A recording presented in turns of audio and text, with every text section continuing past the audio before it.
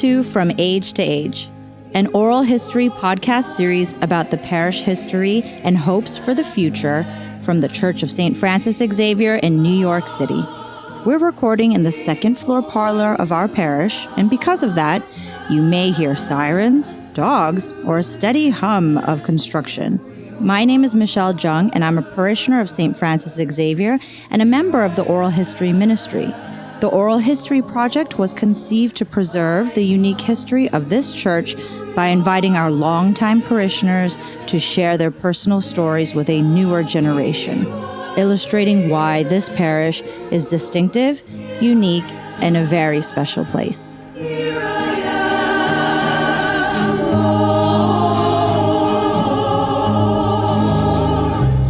Sounds good. Well, welcome to Tuesday morning at Xavier. Roe and Paula, so nice to have you here. So just to warm up, we'll get a conversation going here. This is our inaugural year of these recorded conversations. So wonderful to have you two with us this morning. How did it feel when the Oral History Ministry reached out to you? What was your initial impression? I was touched. Even though we're here about 20 years, I still feel like a newbie. So I thought they may have wanted history. And I'm like, well, why are you coming to me? I'm new to Xavier. Mm-hmm. But I'm not. But I was flattered, actually. Mm-hmm.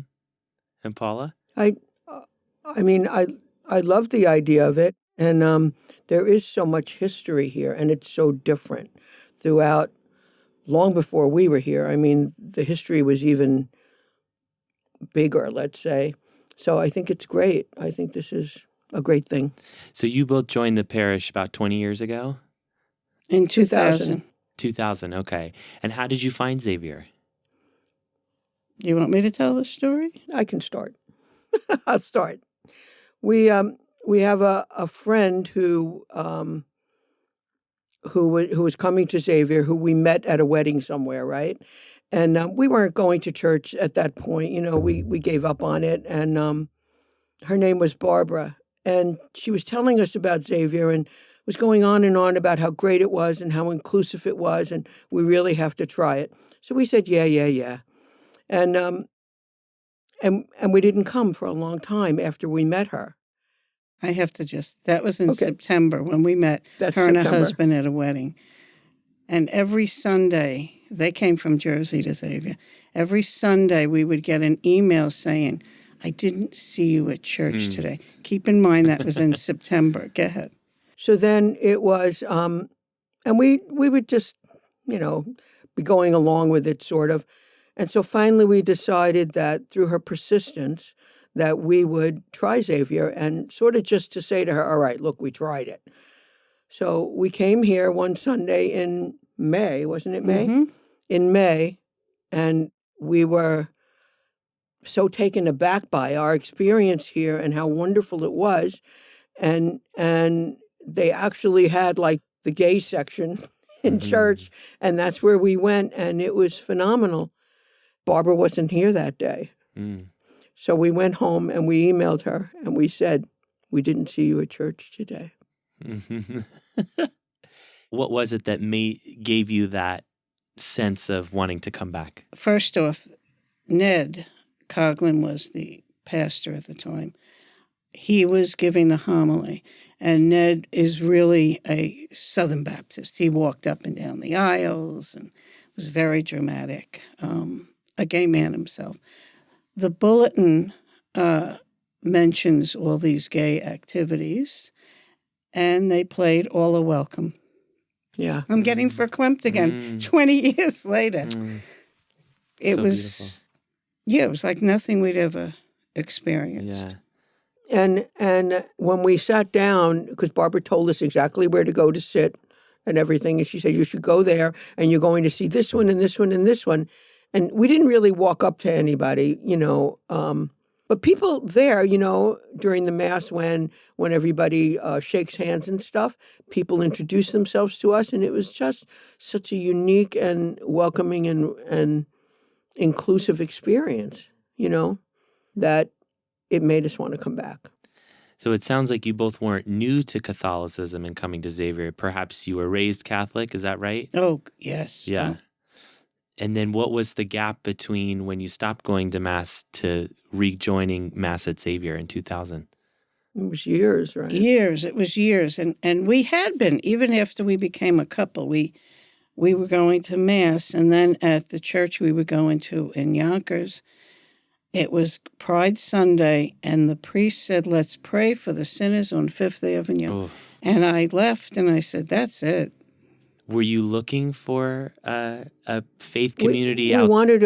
We did want a she community. That was it. It wasn't so much about the church itself, but we wanted a community. We wanted a place where we could belong. And we thought about actually going to other churches and even changing religion. And then we said, but this is what we know. This is what we were baptized into. And, so if we can have that, then we're not going to have anything. And we even did we even had our own little masses at home. We had our own ceremonies that we put together so we could have that. And that was great, but we didn't have a community. So that was really it. It was missing the community. Yeah. So it sounds like you were able to maintain your own faith between the two of you and individually, but then coming together at Xavier you feel the sense of community, you can connect with other people. When you came to Mass, was it immediate, I'm coming back every week? Was it a gradual process? Did it take you a little time to trust again? Yeah, it was more gradual. But what really struck me the most was the fact that we have the welcome table on Sundays. And I was like, wow, this church practices, doesn't just talk about this stuff, because I joined shortly after I joined doing some of the volunteer work. But it took us a while to come to Mass on a regular basis. But I was more committed when I saw how much work they were doing with the poor and I thought that was the welcome table and the shelter and the food pantry. And the food pantry. I mean, once we saw that, this really was the gospel at work. It was more than just coming to the Mass. But it did take a while, for us to get oriented into doing that, So it wasn't just a community where you could feel welcomed as gay people. It was also the Christian mission was at work. Yes. Yeah. So you've had perspective on the church of the last 20 years of perspective, which is more than me. I've only been a member for 4 or 5 years. So I'm curious, you've probably seen pastors come and go, parishioners come and go. What has changed in the church over the last 20 years, this parish, and what remains the same despite the changes that happen? There's been many changes, with the church in general. And when we started to come here and when Ned was pastor, I think that at that point, things were starting to be a little more progressive within the global church and at Xavier, and things were starting to move in a more progressive manner at that point. And then things changed, and we some of the hierarchy changed, not just the pastors here, and I felt like things were starting to move backward again. I don't think that affected me immediately, but also, we're very, we belong to call to action and seeing some of the things that are going on all over the place. Xavier is unique, so it's kind of like this is a little island, and you kind of lose your perspective sometimes that the same, it's not the same everywhere. And then different pastors have come, and most of the time, I think we've had issues with a lot of them, but we've had communication, and that was the important thing. We were able to communicate, and as long as we could communicate and their doors were open, we could battle our battles. And they weren't just gay and lesbian battles. They were other battles, too. There were battles about women and lots of things. But as long as we could communicate, there was compromise. And that's okay. Sometimes compromise is okay because it means you're moving a little bit. It sounds like you felt that there was an opportunity or platform for your voice to be heard Yeah, within the parish, exactly. and not just being. It wasn't a dictator fashion. It was a dynamic relationship between Exactly. parishioner and leader. Yeah. Ro, anything you Well, want to you're add? making it sound so easy. Yeah, I mean, but we did. We're a very strong, opinionated parish, Hmm. and it takes a very strong person to be a pastor here. And some of them came in thinking they were going to change things, and they didn't know who they were up against. It wasn't just the LGBT; it was everybody, because everybody felt the same. And as soon as we'd break somebody in, they would transfer them. I mean, we had, and you had the cardinal was always coming down on us because we're the only ones that march in the Pride March with the banner, with the church name. Mm-hmm. And one pastor came in and he said, well, Dolan didn't want to see the banner anymore. Doesn't want to see the banner in the parade anymore. Well, are you kidding? That's not happening. Where we were used to the pastor fighting with with the cardinal, he wanted us to go along, and he had no clue who he was talking to. And we had multiple meetings and multiple things. Yeah, we basically were living in the parish then because Yeah, we were I here mean, so 'cause much it was talking a about that constant issue. discussion with each new pastor. And with this, that was a big turning point issue when I think they realized Dolan said he didn't want to see the banner. Okay, so we marched with the banner backwards, I heard about that. which brought CNN to the church. CNN videoed the church, and it brought more attention, which is exactly but he didn't see the banner, and it was things like that. They never told us to do that again.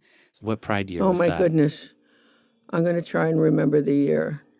At least 10 years ago. Was it 2010 maybe? I would say at least 10 years ago. It was either 2010. At least. Somehow that sticks in my head. Yeah. That it was that year. Yeah.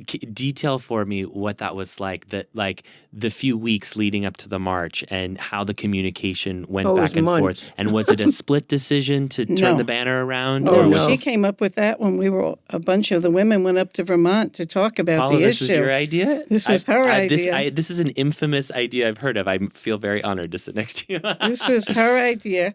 Many of the men in the church wanted to go along with it, and write something silly, Catholic people or something. To kind of be... instead of a banner. Right, yeah. Right. There'd be 50, 60 people in the Mary Chapel meeting 2-3 times a week. Wow. Screaming. People getting angry at each other. People who were friends up until then. It was really quite So we kind of mushed to just get a core group, of which the 4 of us were, and a core group of the guys.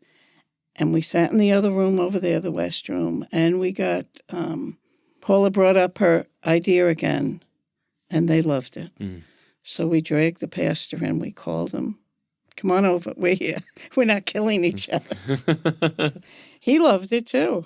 What was so intense about that was that it was so moving, really, 2020, looking in hindsight, but it was so moving because when people didn't want to march with the banner, it wasn't because they wanted to do what the pastor said. It was because they were so frightened that they were going to lose what they had here.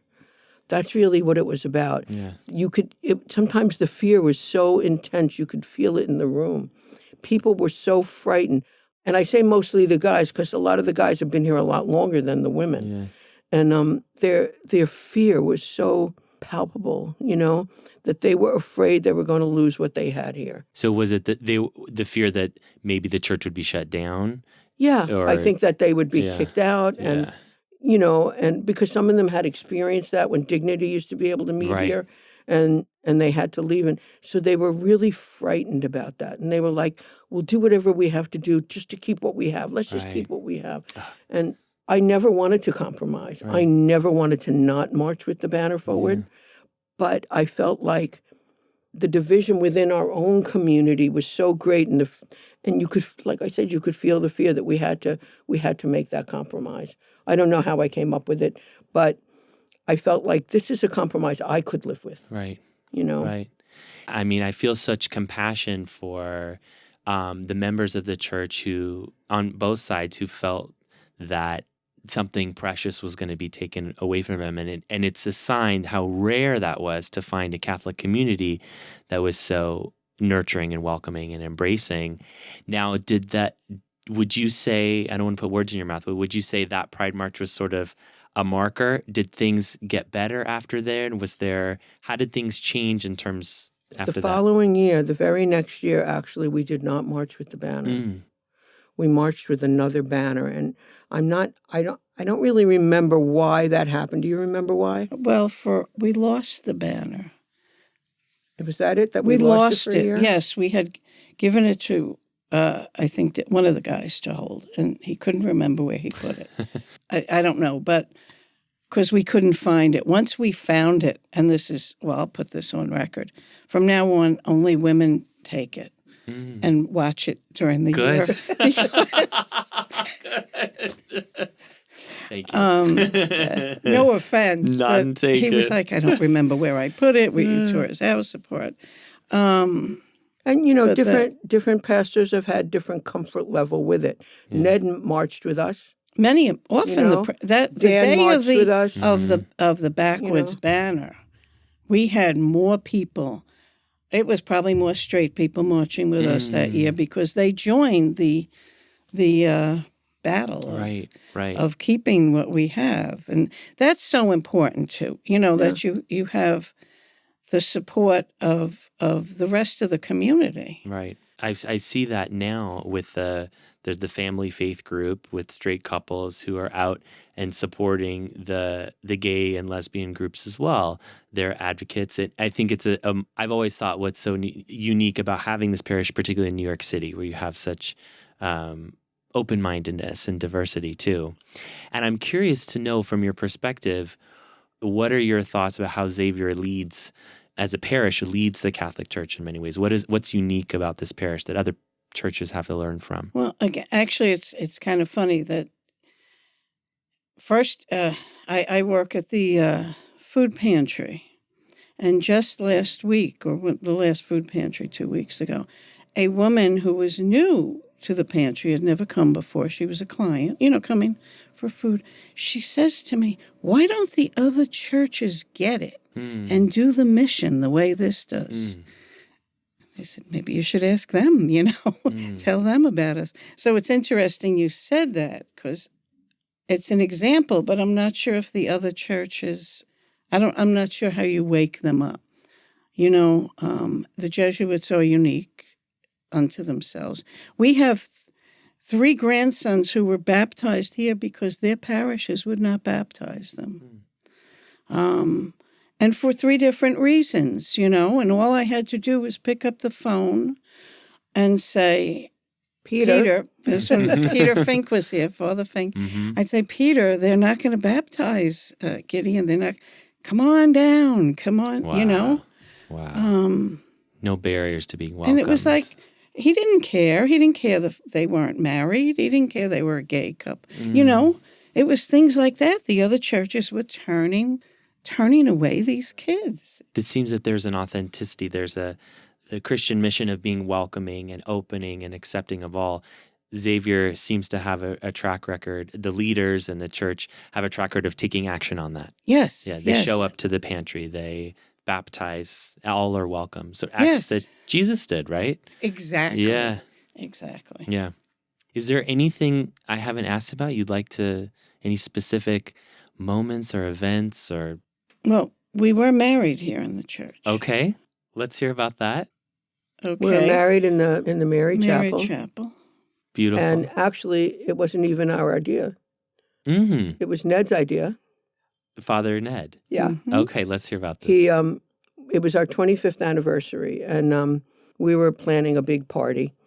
And I asked Ned if he would bless us after he had been marrying the guys, and he got in trouble for that, was told to stop. So I asked him if he would bless us one day after Mass in the back of the church. So he said, sure, of course. I was working the food pantry.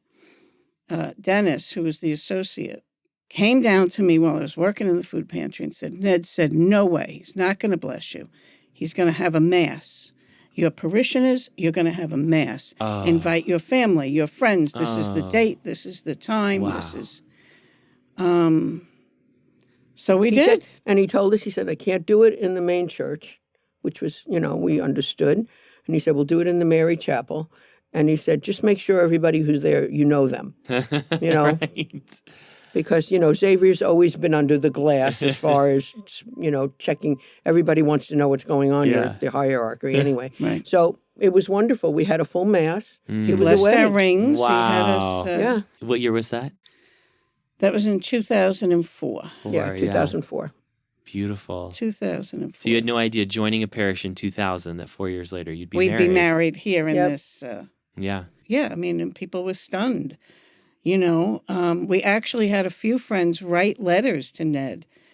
Some weren't even Catholic, saying, I can't believe you did that. That's one, it was, Yeah. and it's a shame that can't be like more public and Right. more, Right. that would make us more of a beacon if we could. Right.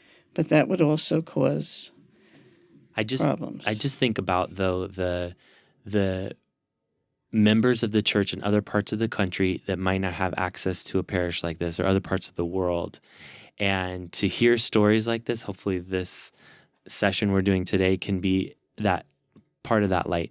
And you sharing your story would give such tremendous hope to anybody who might be gay or lesbian or just wants to be part of a parish that's more welcoming. Is an incredible example. It's interesting that a marriage, which a straight marriage we don't think of as rebellious, but maybe there's almost a sense of blessed rebellion in your marriage, right? In the context of the church. Definitely. I think it sounds like we need to wrap up, although I could Yeah. stay here several Okay. more hours. Sorry, yeah, I know. No, We just this keep is babbling. Delightful. Thank you so much. And honestly, I feel so proud to be part of the parish and to know this side of it as well. Thank you so much. Thank you. Yeah. Here I am, Lord, I come to do your will. The music you are hearing is provided by the Xavier Music Ministry. From Age to Age is produced by St. Francis Xavier Church in New York City. This episode was recorded and edited by Cynthia Bastidas of Semiite Productions. A special thanks to the staff of St. Francis Xavier and Father Ken. Join us on our next episode. To learn more about St. Francis Xavier, visit sfxavier.org and look for us on social media. All copyrighted music reproduced with permission of one licensed copyright, A-700530, rights reserved. Music reprint license number 944. From downtown Manhattan, we wish you a blessed morning, day, or night.